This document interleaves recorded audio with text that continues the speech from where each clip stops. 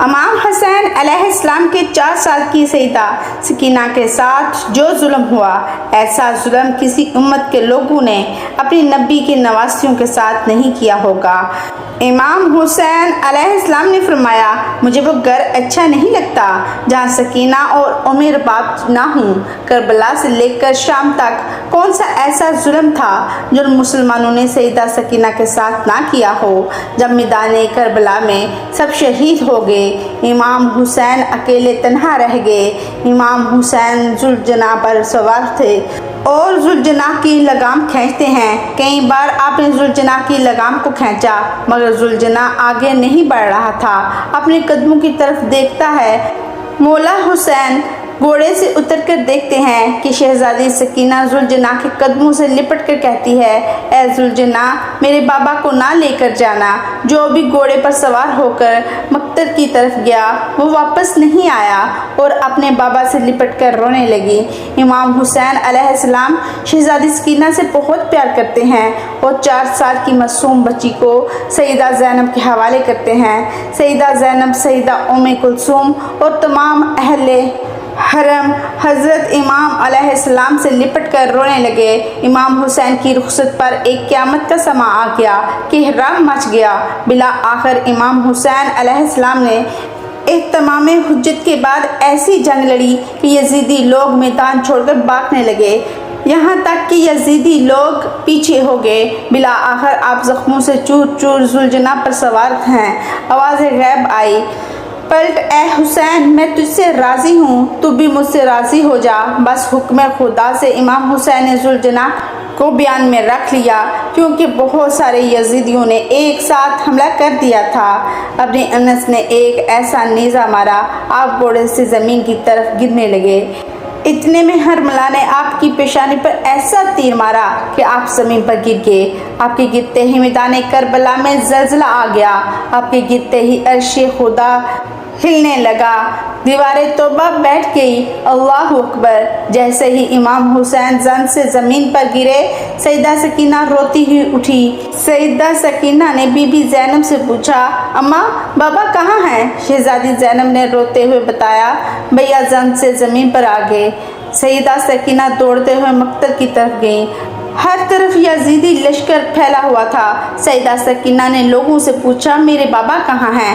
ان میں سے ایک ظالم بولا، تمہارے بابا کا نام کیا ہے؟ جیسے ہی سیدہ سکینہ نے فرمایا، حسین، وہ ظالم نے ایک تیر کو نکالا، امام حسین کو تیر مارتے ہوئے بتایا، وہ ہے تیرا بابا۔ سیدہ سکینہ روتے ہوئے بابا تک پہنچی۔ آپ اپنے بابا کے سوکھے گلے پر خنجر چلتے ہوئے دیکھ رہی تھی۔ 4 سال کی بچی باپ کو قریب سے ذبح ہوتے دیکھ رہی تھی۔ شمر نے سیدہ سکینہ کو پاس کھڑے دیکھ کر اور زور سے ضرب لگانے لگا۔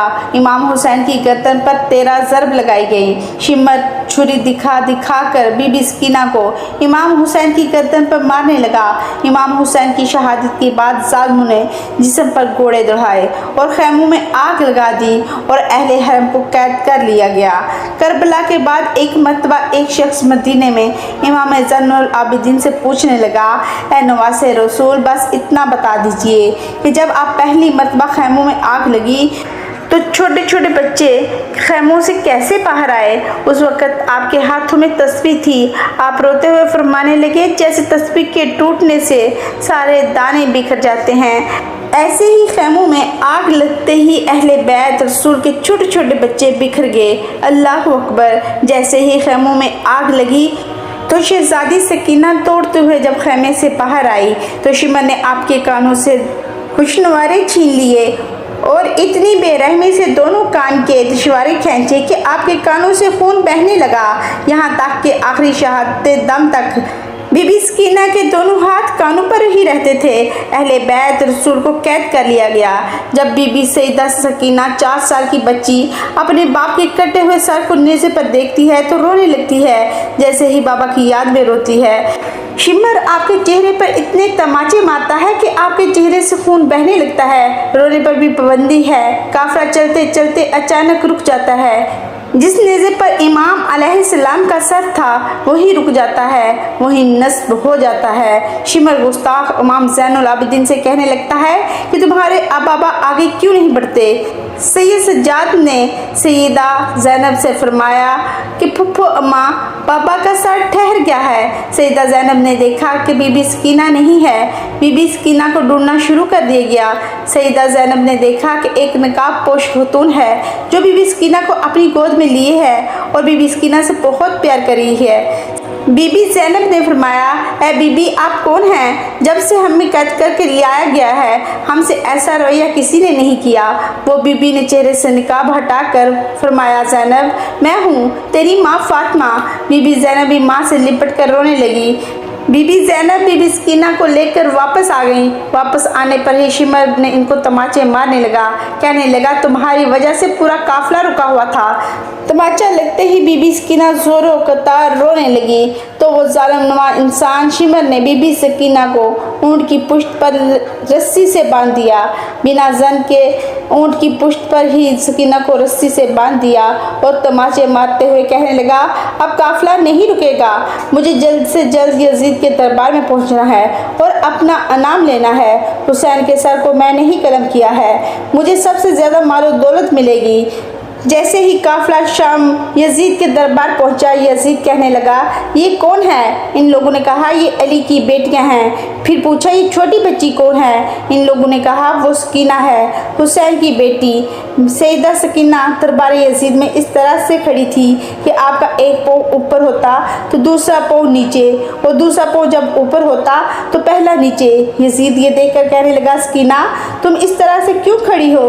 बीबी सकीना ने कहा, तुम्हारे सिपाहियों ने हमारी रस्सी को इतना शदीद बांधा है कि हम एक साथ दोनों पाँवों को नीचे नहीं रख सकते। यजीद कहने लगा, रस्सियों को खोल दो। और बीबी सकीना से कहने लगा, हमने सुना है तुम्हारे बाबा तुमसे बड़ा प्यार करते हैं, बाबा से मिलना चाहोगी? बस इतना कहकर यजीद लानती ने इस तश्त से कपड़ा उठा दिया। सरे हसैन देखते ही बीबी सकीना रोते रोते आगे आ रही थी। यजीद कहने लगा, ऐसे नहीं सकीना, मैं तुम्हारी मोहब्बत का इम्तहान लूँगा, वहीं से पकारो, देखते हैं क्या तुम्हारे बाबा खुद तुम्हारे पास आएगा। बीबी सकीना ने रोते रोते पुकारा, बाबा, मेरी मोहब्बत का इम्तहान है, मेरे पास आ जाइए। बस बीबी सकीना का इतना ही कहना था कि सरे हुसैन उठा और बीबी सकीना की गोद में आ गया। सैयदा सकीना इमाम हुसैन के रखसार पर रखसार रख कर रोने लगी। यजीद ने अपने सिपाहियों को हुक्म दिया कि सबको ज़िंदान में कैद कर दो। तमाम अहले अरब को ज़िंदान में कैद कर दिया गया।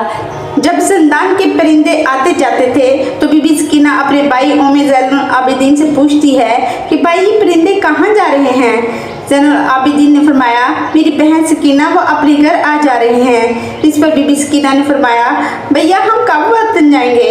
इमाम हुसैन को याद करते करते रोते रोते बेहोश हो गई। बीबी सकीना ने ख्वाब में अपने बाबा को देखा।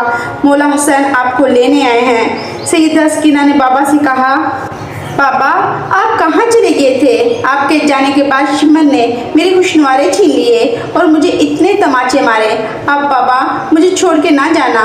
मौला हुसैन ने हाथों को खोल कर फरमाया, आजा मेरी सकीना। जैसे बीबी सकीना की ख्वाब में आँख खुली, सकीना ने अहले हरम से सैयदा ज़ैनब से और सब से कहा, मुझे बाबा लेने आए हैं। ये सुनते ही सब रोने लगे। जिंदान में रोने की आवाज़ बुलंद होने लगी। सब बीबी सकीना से लिपट कर रोने लगे। यजीद सो रहा था। जिंदान से रोने की आवाज़ बुलंद हो रही थी तो वो उठकर कहने लगा कि ये आवाज़ें कैसी हैं? सिपाही कहने लगे कि वो लोग हसैन को याद करके रो रहे हैं। यजीद सिपाहियों से कहने लगा, ऐसा करो, इन्हें हसैन का सर दे दो ताकि वो आवाज़ ना करें और वो सुकून से सो जाए। यजीद के हुक्म से सिपाहियों ने सर हसैन को अहले हरम में दे दिया। इमाम हुसैन का सर मिलते ही सब रोने लगे। बीमार ज़ैनुल आबिदीन ने बेहोश सैयदा सकीना को जगाया। जब अपने बाबा का सर सैयदा सकीना ने अपने पहलू में पाया, हसैन को गोद में लेकर बीबी सकीना 4 साल के रोते रोते अपने बाप की याद में ही इस दुनिया से चली गई। अल्लाह और इसके रसूल और अहले बैत रसूल ही जानते होंगे कि किस गुर्बत के आलम में बीमार ज़ैनुल आबिदीन ने कब्र सकीना बनाई और कैसे बनाई होगी। या अल्लाह, इमाम हुसैन के सैयदा सकीना के मसाइब को सुनकर जिसकी आंखों में आंसू का एक कतरा गिर गया, इन आंसू को रुमाले ज़ुहरा में जगह अनायत फरमा। आमीन सुम आमीन।